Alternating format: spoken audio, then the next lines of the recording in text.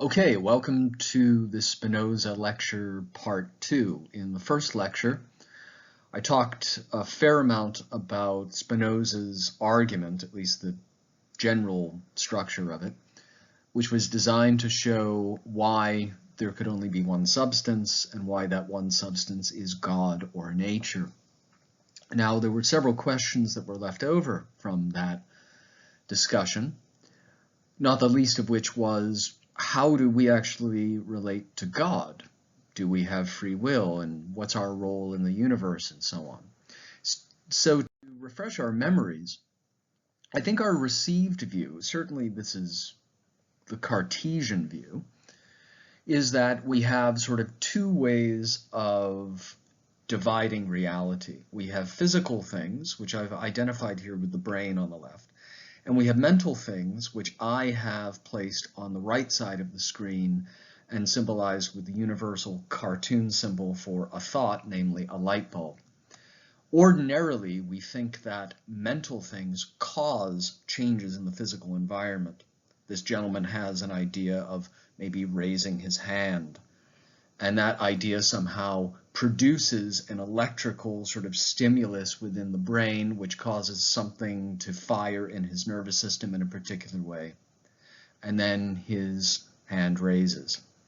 Equally, however, the causal process seems to work backwards, or in the other direction, I should say. If, say, when he raises his hand, he bumps his elbow on the table, and he goes, ouch. Well, what's involved with saying ouch? Well, obviously, my act of saying ouch is a physical occurrence in the environment, but really that symbolizes, I suppose, in a way, the fact that I have a mental state that I identify with pain. So something has to happen in the physical realm when I hit my elbow.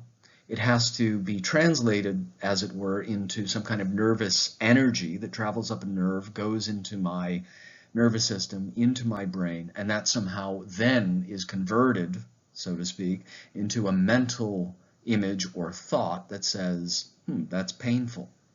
So ordinarily we think of that kind of interaction there, but remember, for Descartes, interaction was a problem.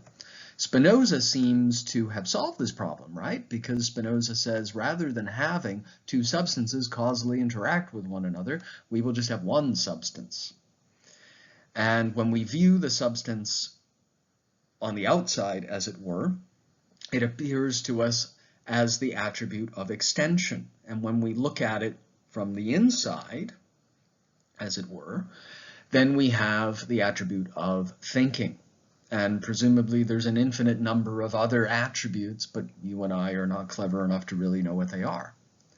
So we don't have a problem with interaction here. And that would also mean, of course, that you and I are not really minds, nor do we have minds, and it wouldn't really be fair to say for Spinoza that the world is a kind of infinite substance, as Sir Isaac Newton once described the world of space as a kind of substance.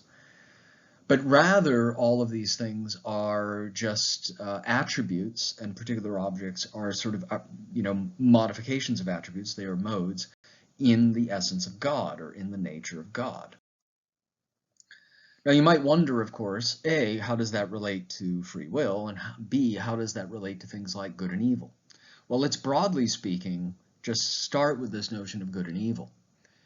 If God is everything, or if everything is in God or flows from the essence of God, so to speak, what about good and evil? When a bad thing happens, and people sometimes question God or blame God, what's that all about? What about the problem of evil? Now, Spinoza wants to suggest that these concepts of good and evil really represent nothing in the nature of things, but rather they betray our limited view of reality. So what you and I might, from a finite perspective, regard as being good or evil, from the point of view of God, is simply the way it is. It's part of the only possible world that could possibly exist, because it's all necessary. It's all part of the nature of God. Now, this leads to a question, obviously, right? If everything is either an attribute or a mode of God, do we have free will? And so, as I said before in the previous lecture, Spinoza speculates that if you took a stone and you threw it into the air and the stone magically became aware, and indeed I think in this case it would have to become self-aware, not just conscious, in mid-flight, it might speculate about what it wants to do. It might say, hey, I like this flying bit. This is pretty good. I think I'll continue to fly. Or maybe it might think, geez, I'm getting a little giddy. I don't want to fly that much, so I think I'm going to land over here. And maybe the rock or stone actually does fall precisely where the stone wanted to fall, but that has nothing to do with the stone's volition, rather. But rather, it has everything to do with the necessity of some kind of causal law, right? Natural law. So the question then is, are you and I significantly different from the stone? Are we responsible for our actions? And you might be thinking, and I teased this out in the previous lecture, as well as in one of our discussion questions, how does all of this relate to this idea that Spinoza wrote a work called The Ethics? Now, Spinoza says our mind is in certain cases active and in certain cases passive.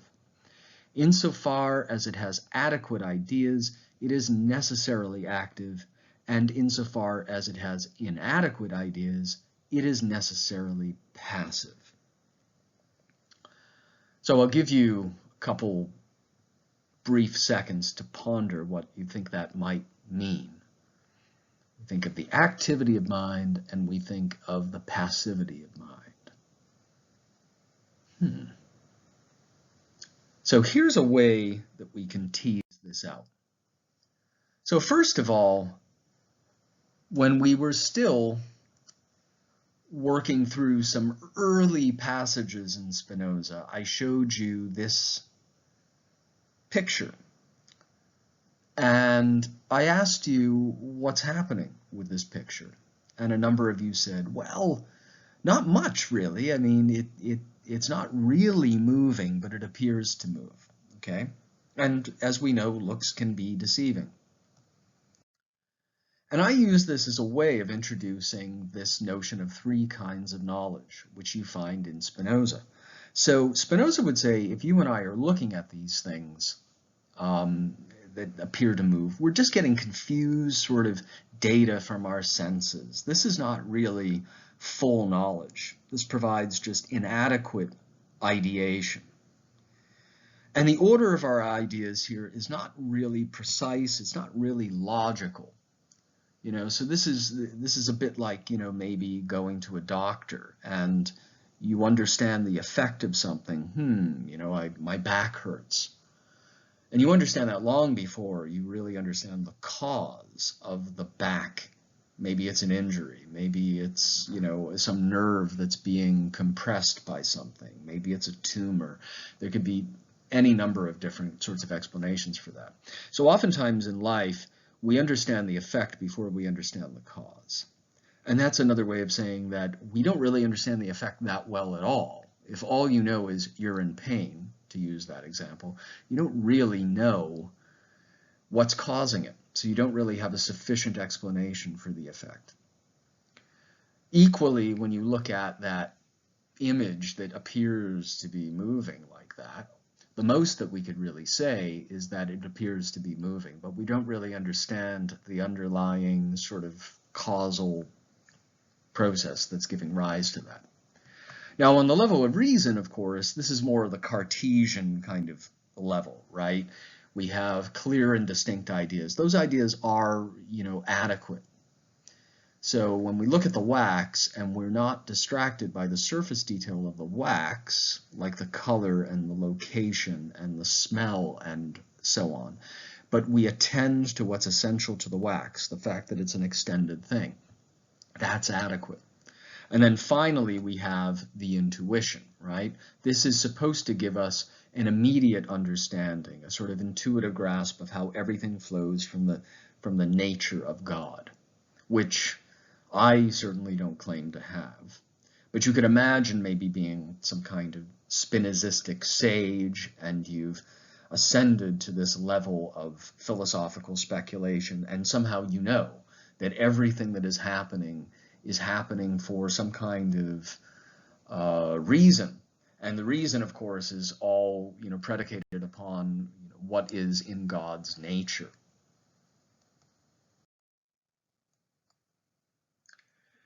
So let's create a little chart here. We'll have inadequate ideas or examples on the left and adequate ones on the right. So imagine that you and I see a three-sided object, but we don't really know that much about the properties of the object. For example, we don't know that it has three interior angles, assuming that this is a triangle. We don't know that the sum total of those angles equals 180 degrees. Maybe we don't know anything about degrees.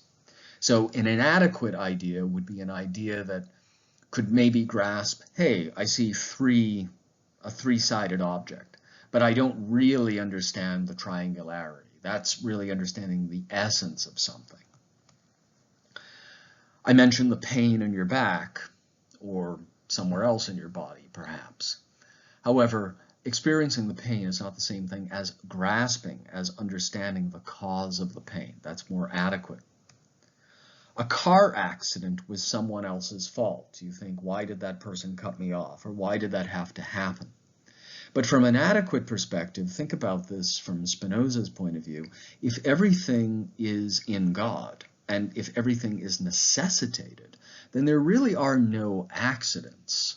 You could say in some very real way, maybe nothing in life is really truly anyone's fault. It's simply the result of the natural kind of pathway that things actually take. So you might, of course, ordinarily be angry about the way the universe is, but then you might take a step back from that and think, wait, the universe has to be the way that the universe is. There are no accidents. A particular example of this would be, say, the death of a loved one or the death of a pet, and we think that death is an evil. However, to the extent that things die, just like to the extent that things are born or things change, we might say these things are necessitated. A coworker does something to make you angry, but then maybe from a more adequate point of view, if we reflect on it, we realize anger is irrational, because if I'm angry, what is it that I really want? I want the universe to actually be different to the way that it actually is. I expect that people will behave differently to the way that they do. And I think that I deserve more than I actually get. Now, for Spinoza, all nature, and of course that would include us, even though you and I and everything else aside from God is not really a substance, everything, to the extent that we can even talk about objects that exist on a sort of individual level, everything in nature strives to preserve and strengthen itself. We want to actualize our essence. This is what Spinoza calls a conatus, a striving. He says, by emotion, I mean the modifications of the body, whereby the active power of the said body is increased or diminished, aided or constrained, and also the ideas of such modifications. So he's not just talking about the attribute of bodily extension, he's also talking about thinking. So here we have an example of a person who is pressing against a wall. Now that person is endeavoring to complete some, I'll call it a project. The project might be he wants to push over the wall. Maybe he wants to be able to walk through walls. Maybe he wants to have superpowers of some sort. To the extent that the wall will not let him do this, he feels frustrated. So as active as he's trying to be with his body and with his effort, he is obstructed by something outside of him. So as much as he's active, he's also in some sense passive. He's receiving a certain degree of resistance. Now we have this gentleman. He's reached the summit. He's done it.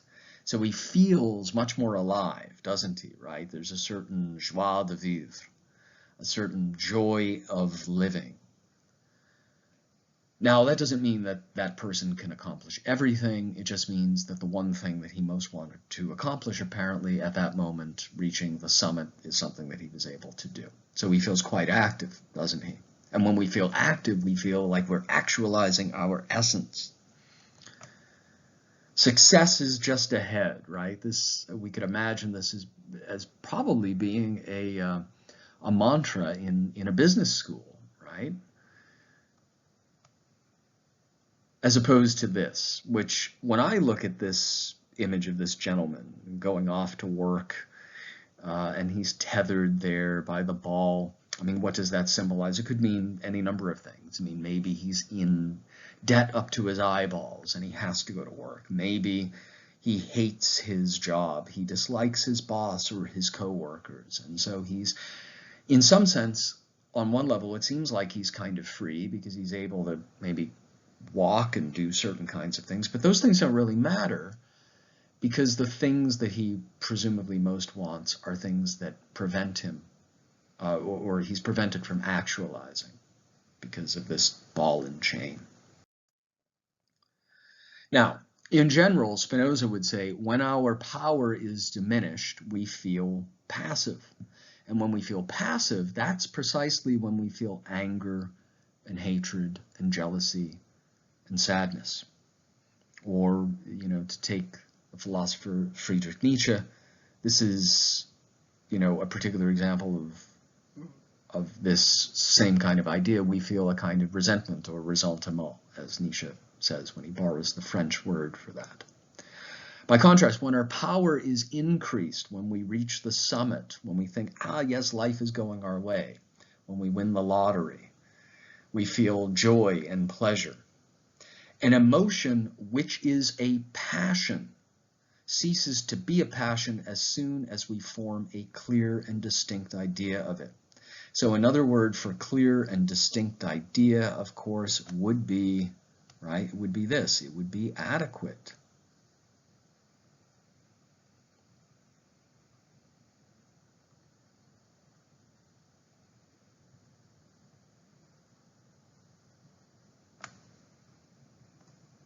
And I apologize for my penmanship. I have a PhD in philosophy, but I don't think I ever really was a very good student at penmanship, which we had as a separate subject, if you can believe that, when I was in grammar school. However, I will say it is very difficult to write on a screen with this program. But I will not get frustrated at that. I'm going to be mindful and try to be as active mentally as I possibly can. So, when we think of this idea, passion, what does that really mean? Well, Spinoza is following a long tradition here. This goes back to the ancient Greeks. The Greek word paskein means to suffer or to undergo. You know, in some sense, you could think about this as being passive or being, you know, in Latin, the word would be something like patient, to be a recipient of something. Much like, I suppose, a patient in a hospital. Now, a passion, therefore, is something that we suffer. It's something that we undergo. It's not something that we really feel like we have any kind of direct control over. It overtakes us. It, in some cases, actually threatens us. If your anger gets the better of you, if you're consumed by hatred, if, you know, you give into the green-eyed monster known as jealousy or envy, if you are overwrought with anger or sadness, then precisely to that extent you are quite diminished in your essence. You're merely passive. However, if you understand the causes of your emotions, then your emotions will dissipate. If you ask yourself, why is it that I feel angry or hatred, or I feel jealous or I feel sad? Precisely to that extent, once you understand the causes of those things, you have an adequate understanding of those. And if you have an adequate understanding of those, Spinoza says, those emotions tend to go away. Now, there is a very interesting kind of parallel here. Although Spinoza is not the first person to really give us a kind of psychological perspective that's somewhat like this. I think you could clearly, the clearest example would be in the ancient Stoics. So when you read Stoics like, Chrysippus as an example, or you read, even modern day contemporary Stoics who talk about what ancient Stoicism has to offer, contemporary society, there's a lot in here which is similar to cognitive behavioral therapy. So the hope of cognitive behavioral therapy, of course, is, and I'm a PhD in philosophy, I'm not a psychologist, so don't take my word for this, ask around, but this is just sort of an observation. The hope, I suppose, would be that if we understand our emotions, then we can remap the kinds of emotions that we actually have. Then we will be less likely to be overcome by sad emotions or angry emotions, and we will actually function in a much more positive, therapeutically beneficial sort of way.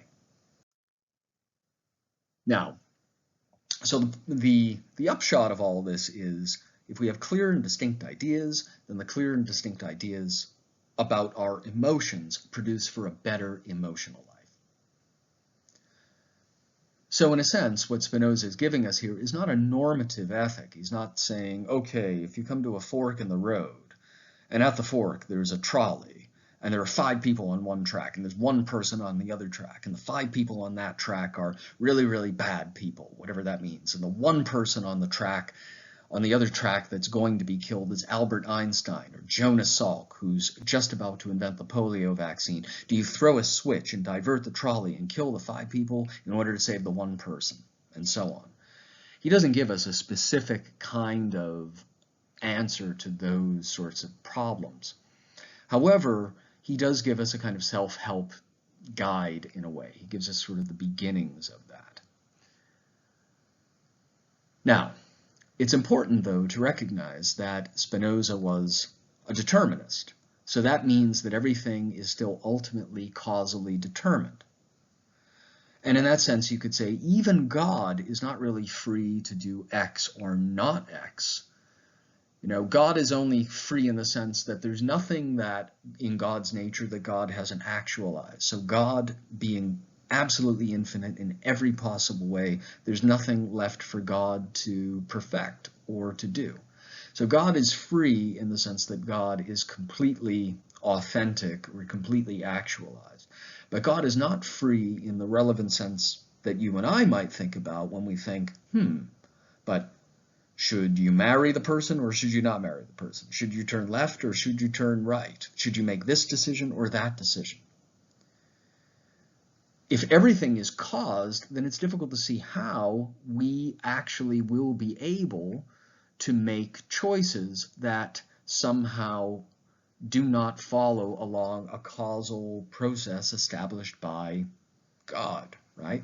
Now, I should say there are many theories of free will that say determinism and free will are compatible. So let me just write that word down. This would be an excellent, not only a vocabulary word, but also it would be a good paper topic.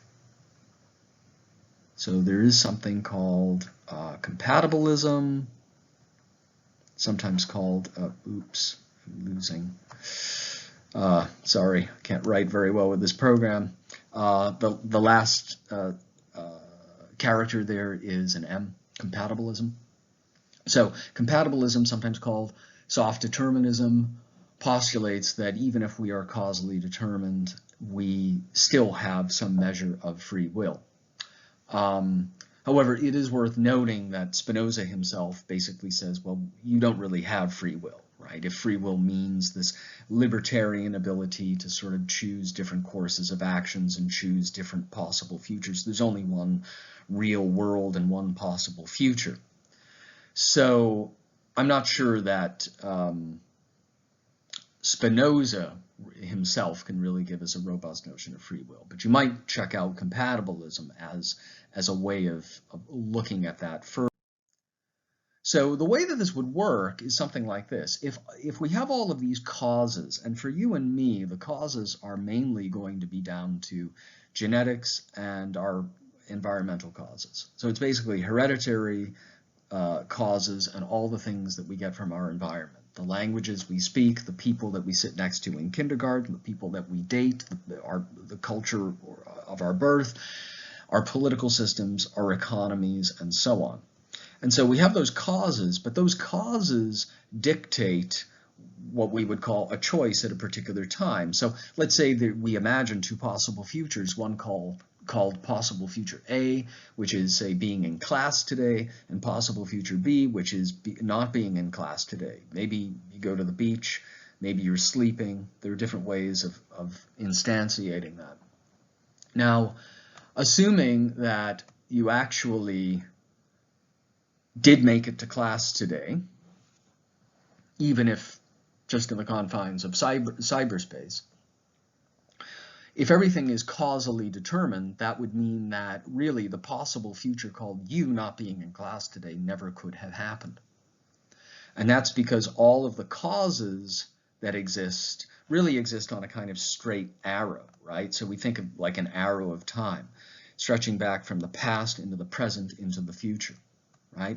And we would say that all of these kind of jumping off points of possible futures, so possible future A, possible future B, possible future C, and so on. I can imagine a range of possible futures that I think I might choose, but whatever is causally determined would seem to be would dictate the only possible future that would actually occur.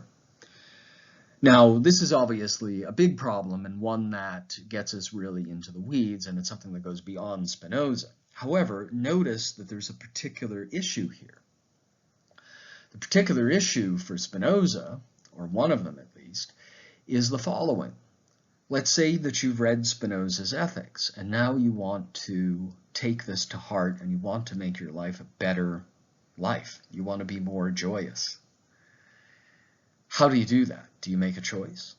If you can choose to be joyous, does that mean that you actually have free will and Spinoza is wrong? Or does it mean that those of us that will actually be good Spinozists and become more joyous and overcome our negative emotions are in fact just causally determined to do so?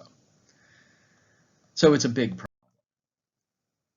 So, bit of vocabulary here. Determinism is the thesis that says everything is caused by something, and the causes necessitate only one possible future. So that's really the question, right? Do we have free will?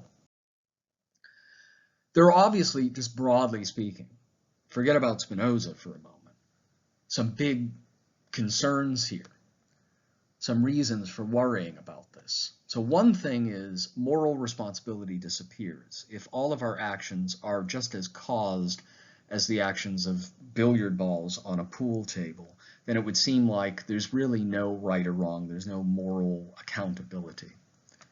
And then secondly, it seems then that you and I are more like cogs in a machine rather than individuals with our own distinctive sense of purpose. We don't really have any kind of true control over our destinies.